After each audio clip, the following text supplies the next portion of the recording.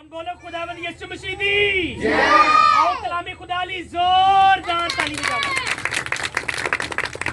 याकूब दे खत उनके पहले बाब दी 19वीं आयत के अंदर साडे लई एक बड़ी खूबसूरत गल है जिहड़ी अज खुदावंद यीशु मसीह सानू सिखाना चाहुंदा है। उत्थे लिखिया है, ए मेरे प्यारे भाइयों, ये बात तुम जानते हो। केड़ी गल है? उन ध्यान नाल सुनिया जी, केड़ी गल है? कहंदा तुसीं जानते हो। कहंदा है बस हर आदमी सुनने में तेज, सुनने में सुनन च तेज जे तो थोड़ा तेज बोलना भी है। बस हर आदमी सुनने में एक बारी और कवांगे, बस हर आदमी सुनने में और बोलने में धीरा, बोलने में और कहर में धीमा हो, और कहर में धीमा हो। तीन चीज़ां ने जिहड़ियां इत्थे एक शख्स वास्ते लिखियां गईयां ने ते मैं पता की कहना वा, एक खुशहाल जिंदगी बसर करने वाले दा फार्मूला है जिहड़ा ओदी जिंदगी दे अंदर अगर ओह फार्मूला अप्लाई कर लेना ते ओह खुश रहेगा। ते ओह फार्मूला की है? सुनन च की होना है? तेज, ते बोलन च धीरा। बाजुकात असी कोई बंदा गुस्से च बोलदा ना आके ते असी कहने लै तेरी ट्यून 50 ते आ ते मेरी ट्यून 70 ते ना गई ते फिर स्वाद ते ना आया। होना ना इस तरह, खास तौर पर जो भैन लड़ पैन, कोई मसाए लड़ पैन या कोई मुंडे खुंडे लड़ पैन भी, फिर दूसरी होंदी है इन्हें अगर एक कड्डी है तो मैं 4 ना कड्डियां तो मैनू तो नींदर नहीं आनी रात। एवें ही है ना। लेकिन बाइबल की कहती है? बाइबल कहती है सुनन च तेज होना है। ए काम औखा है लेकिन ए काम साडी जिंदगी बदल देंदा है। मेरी अपनी जिंदगी दे विच बड़ियां ऐसियां गवाहियां ने, लोग खिलाफ होए, लोगों ने मेरे खिलाफ गल्लां करनियां शुरू कीतियां, लेकिन मैं की कीता? मैं सुनन च तेज था। मैं सिर्फ सुनिया है, उन्होंने सुनिया है। एक वक्त आया, बाइबल च लिखा है, वो दुश्मनों को तेरे दोस्त बना देगा। हालेलुया। फिर ओही जिहड़े गल्लां करदे सी अज सलूट करदे ने। क्यों? क्योंकि एक वक्त तो बाद गलती पता चल जाती है कि किंदी सी। जो वक्त गुजर गया उस तो बाद उन्होंने इस चीज का एहसास होया कि वह वीरा गलत नहीं सी, असी गलत था। सानू किसी ने गलत सिखा दिता सी, साडे कन गलत तरीके नाल भर दिते गए सी। लेकिन वीरे ने केड़ा फार्मूला इस्तेमाल किया है? मैं सुनन च तेज था, जवाब नहीं दिता। क्योंकि अगर मैं जवाब देंदा तो फिर जवाब दे इवज फिर जवाब आना सी। इनू फिर कहते हैं आर्गूमेंट इंग्लिश दे विच, ते उर्दू च कहते हैं बहस। ते जो बहसो तकरार होंदी है ना, ते बहसो तकरार दे विच आउंदा है गुस्सा। ते गुस्से च की होंदा है? गुस्से च लड़ाई नहीं होंदी, गुस्से च कतल हो जाते हैं। लेकिन अगर असी इनका पहला फार्मूला सुनन च तेज ते बोलन च की करना है? धीमा। यानी कि वो एक फार्मूला है, पहले तोलो तो फिर बोलो। ये नहीं कि सामने ने गाल कड्डी तो मैं गाल कट दिया। पहले तोलो उस गल नूं, तोलो उस बंदे दी कि अगर उन्हें मतलब कि गलत किया है तो गलत ते इवज मैं भी गलत करांगा ते इहदे च मेरे च ते उहदे च की फायदा, या फिर की जिहड़ा कि फर्क रहा। जो पहले गल नूं सोचोगे ना ते सोच के वो बोलोगे ते कदी भी गलतियां नहीं करोगे। जाने अनजाने च हो जाना एक लहदा गल है। लेकिन ਇਹ ਜਿਹੜੀਆਂ ਚੀਜ਼ਾਂ ਨੇ ਨਾ, ਇਹਨੂੰ ਕਹਿੰਦੇ ਨੇ ਜਾਣ ਬੁੱਝ ਕੇ ਗਲਤੀ ਕਰਨਾ। ਸਿਰਫ ਇੱਕ ਛੋਟਾ ਜਿਹਾ ਕੰਮ ਨਹੀਂ ਕੀਤਾ ਕਿ ਬੋਲਣ ਤੋਂ ਪਹਿਲੇ ਅਸੀਂ ਸੋਚਿਆ ਨਹੀਂ ਦਾ ਕਿ ਮੈਂ ਅਗਰ ਇਹ ਬੋਲਾਂਗਾ ਤੇ ਇਸ ਬੋਲਣ ਦੇ ਨਾਲ ਸਾਹਮਣੇ ਵਾਲੇ ਸ਼ਖਸ ਨੂੰ ਕਿਤੇ ਠੇਸ ਤਾਂ ਨਹੀਂ ਪਹੁੰਚੇਗੀ। ਬਾਈਬਲ 'ਚ ਲਿਖਿਆ ਹੈ ਲਫ਼ਜ਼ ਮਾਰ ਦਿੰਦੇ ਨੇ ਲੇਕਿਨ ਰੂਹ ਕੀ ਕਰਦੀ ਹੈ? ਜ਼ਿੰਦਾ ਕਰਦੀ ਹੈ। लफज की करते ने?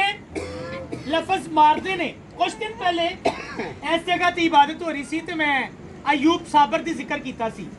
ਅਯੂਬ ਸਾਬਰ ਤੇ ਕਲਾਮ ਸੁਣਾਇਆ ਸੀ ਕਿ ਅਯੂਬ ਸਾਬਰ ਦੇ ਅੰਦਰ ਬੜੀਆਂ ਕੁਆਲਿਟੀਆਂ ਸੀ ਤੇ ਖੁਦਾ ਦੇ ਨਾਲ ਬੜਾ ਪਿਆਰ ਕਰਨ ਵਾਲਾ ਬੰਦਾ ਸੀ। ਲੇਕਿਨ ਜਦੋਂ ਅਬਲੀਸ ਨੇ ਕਿਹਾ ਕਿ ਮੈਂ ਇਹਨੂੰ ਅਜ਼ਮਾਣਾ ਚਾਹੁੰਦਾ ਵਾਂ, ਖੁਦਾ ਨੇ ਕਿਹਾ ਮੇਰੇ ਬੰਦੇ ਤੇ ਗੌਰ ਕੀਤਾ ਤੇ ਉਹਨੇ ਕਿਹਾ ਹਾਂ ਕੀਤਾ, ਤੂੰ ਦੇ ਗਿਰਦ ਬਾੜ ਲਾਈ ਏ, ਤੂੰ ਉਹਦਾ ਬੜਾ ਖਿਆਲ ਰੱਖਣਾ ਹੈ। ਉਹਨੇ ਕਿਹਾ ਅੱਛਾ ਚੱਲ ਠੀਕ ਹੈ, ਮੈਂ ਬਾੜ ਚੁੱਕ ਲੈਣਾ ਵਾਂ, ਲੈ ਅਜ਼ਮਾ ਕੇ ਵੇਖ ਲੈ ਮੇਰੇ ਬੰਦੇ ਨੂੰ। ਅੱਛਾ, ਇਹ ਅਯੂਬ ਸਾਬਰ ਉਹ ਬੰਦਾ ਹੈ ਜਿਹਦੇ ਧੀਆਂ ਪੁੱਤਰ ਲੈ ਲਿੱਤੇ ਗਏ, ਮਰ ਗਏ, ਜਿਹਦੇ ਮਾਲ ਮੋਸ਼ੀ ਮਾलो ज़र इज्जत शोहरत सब कुछ गया, लेकिन ये की कहता है, अगो कहता उसी ने दिया, उसी ने लिया और उसी का नाम मुबारक हो। लेकिन तुम पता है बंदा एक जगह ते आके चीख पिया सी, सारा कुछ चला गया, नहीं बोलिया, इत्थों तक कि बीवी आके कहती है कि मैनू इंदा इलाज पता है कि तू इस आजमाइश च बाहर किवें निकल सकना है। ਉਹਨੇ ਕਿਹਾ ਆਪਣੇ ਖੁਦਾਵੰਦ ਦੀ ਤਕਫੀਰ ਕਰ, ਉਹਦੇ ਖਿਲਾਫ ਬੁਰਾ ਬਰਾ ਬੋਲ, ਤੇ ਫਿਰ ਅੱਗੇ ਲਿਖਿਆ ਮਰ ਜਾ। ਠੀਕ ਹੈ, ਯਾਨੀ ਕਿ ਉਹਦੀ ਬੀਵੀ ਨੂੰ ਆਸਾਨ ਨਾਲ ਇਹ ਲੱਗਾ ਕਿ ਇਹ ਬਹੁਤ ਤਕਲੀਫ ਦੇ ਵਿੱਚ ਹੈ, ਜਿਸਮ ਗਲ ਸੜ ਗਿਆ ਹੈ, ਕੀੜੇ ਪੈ ਗਏ ਨੇ, ਤੇ ਇਹਦੇ ਨਾਲ ਬਿਹਤਰ ਹੈ ਕਿ ਮੈਂ ਇਹਦੀ ਅਜ਼ੀਅਤ ਵੇਖ ਨਹੀਂ ਸਕਦੀ, ਇਹਦੇ ਨਾਲ ਤੋਂ ਇਹ ਮੇਰੀਆਂ ਨਜ਼ਰਾਂ ਤੋਂ ਉਜਲ ਹੋ ਜਾਵੇ, ਮਰ ਜਾਵੇ, ਤਾਂ ਕਿ ਮੈਂ ਇਹਦੀ ਇਹ ਪਰੇਸ਼ਾਨੀ ਨਾ ਵੇਖ ਸਕਾਂ। सारा कुछ हो गया, जिस्म गल सड़ गया है, सारा कुछ चला गया है, लेकिन फिर भी खुदावंद की ताजीम कर रहा है। लेकिन एक जगह से आके वो बंदा जड़ा ना मजबूर हो गया बोलन ते, उदों होया जदों उहदे 3 दोस्त आए उहदे कोल, ते 3 दोस्तां ने आके की कीता, बोलना शुरू कीता। की कीता? बोलना शुरू कीता। ਉਹ ਗੱਲਾਂ ਨੇ ਇੰਨਾ ਕੁ ਤੋੜਿਆ ਅਯੂਬ ਸਾਬਰ ਨੂੰ ਕਿ ਉਹ ਬੋਲ ਉੱਠਿਆ ਕਿ ਖੁਦਾਵੰਦ ਮੈਂ ਹੀ ਕਿਉਂ। ਗਿਲੇ ਸ਼ਿਕਵੇ ਫਿਰ ਸ਼ੁਰੂ ਹੋਏ, ਫਿਰ ਗੱਲਬਾਤ ਖੁਦਾ ਨਾਲ ਉਹਨੇ ਸ਼ੁਰੂ ਕੀਤੀ। ਉਸ ਤੋਂ ਪਹਿਲੇ ਖੁਦਾ ਦੀ ਮਰਜ਼ੀ, ਖੁਦਾ ਦਾ ਫੈਸਲਾ ਸਮਝ ਕੇ ਬੈਠਾ ਰਿਹਾ। ਲਿਹਾਜ਼ਾ ਦੱਸਣਾ ਚਾਹ ਰਿਹਾ ਵਾਂ ਕਿ ਲਫ਼ਜ਼ ਕਿੰਨਾ ਕੰਮ ਕਰਦੇ ਨੇ ਸਾਡਾ। ਸਾਡੇ ਲਫ਼ਜ਼ ਜਿਹੜੇ ਨੇ ਇਹ ਜ਼ਿੰਦਗੀ ਵੀ ਦਿੰਦੇ ਨੇ ਤੇ ਇਹ ਮੌਤ ਵੀ ਦਿੰਦੇ ਨੇ। इमसाल की किताब च लिखा है कि जिंदगी और मौत जुबान के काबू में है। ताडे लफ्ज जड़े ने ये किसी नू तसल्ली भी दे सकते ने, ताडे लफ्ज जड़े ने ये किसी नू जलील भी कर सकते ने, ये किसी नू रुसवा भी कर सकते ने, ये किसी नू इनकरेज कर सकते ने, ये किसी नू डिस्करेज कर सकते ने, सुट सकते ने थल्ले। सिर्फ की है, सिर्फ अल्फाज ने। ते अक्सर बाज़ औकात असीं गल करके ना लै गल ही तां कीती सी, ले गल ही तां कीती सी, मैं किहड़ा उहदे सिर च कोई चीज़ मार दित्ती। लेकिन बाइबल कहती तुहाडी गल जिहड़ी है ना ये गल मार दिंदी है बंदे नूं। बंदा फिजिकली तुहाडे सामने खड़ा हुंदा है, अंदरों तुसीं बंदे नूं तोड़ दिंदे जे। इसलिए बाइबल की कहती है? बाइबल कहती है सुनन च तां तेज ते बोलन च की धीमे।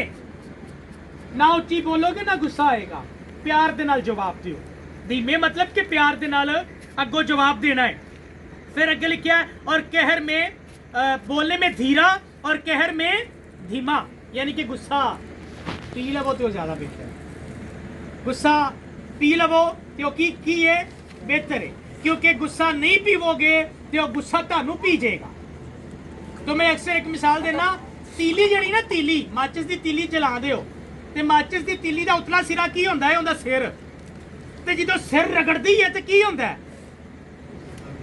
आप ही सड़दी है ना। तो जो गुस्से च असीं सिर रगड़ांगे या गुस्से च असीं गलत बोलांगे तो नुकसान किनू होना है? सानू ही होना है। इसलिए बाइबल च लिखिया गुस्सा तो कर लेकिन गुनाह ना कर। और गुस्सा कहंदा है चलो एक फितरत दे विच मैं पा दिता है, ये साडी फितरत दा हिस्सा है, लेकिन गुस्से दे विच बदी गुनाह नहीं होना चाहिए। इसलिए इत्थे नहीं लिखिया कि कहर नहीं करना, उन्हें क्या कहर तो आ जाता है लेकिन कहर से धीमे रहना है, अपने आप को कंट्रोल करने की कोशिश करनी। लिहाजा ये 3 चीज़ां अगर साडी जिंदगी का हिस्सा होणगियां तो मैं श्योरिटी दे नाल कहना तुहाडी बरकत, तुहाडी सरफराजी नूं दुनिया की कोई भी ताकत नहीं रोक सकती। जो असीं हर नैगेटिव चीज़ नूं, गलत चीज़ नूं इग्नोर ही कीती जाना है कि नहीं तेरे नाल मेरा कोई काम ही नहीं दा, मैं अपनी सही लाइन ते लगा वां ते मैं अपनी लाइन ते चलते जाना है।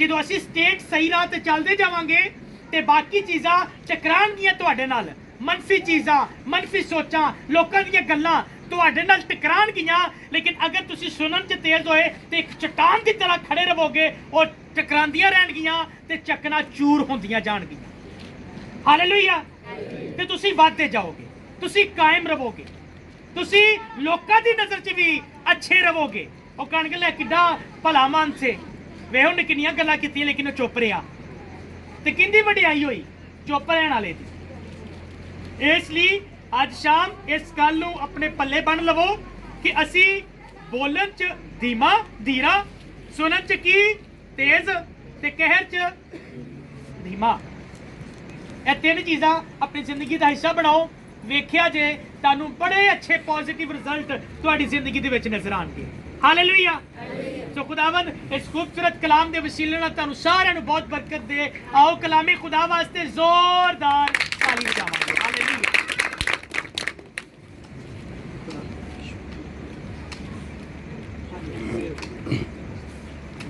आइए हम सब खुदावन की शुक्रगुजारी करते हैं उसके पाक कलाम के लिए कदूस कादिर मुतरफ खुदावन अबदियत के बाद खुदा सलाम की के चंद्रा दे बहरबर के खालिक और मालिक तू जो था तू जो है तू जो आने वाला है आसमान तेरा तख्त ज़मीन तेरे पाँव के सुंदर चौकी है तू जो भला है तेरी शफ़क़त अब्दी तेरी वफादारी खुश रहती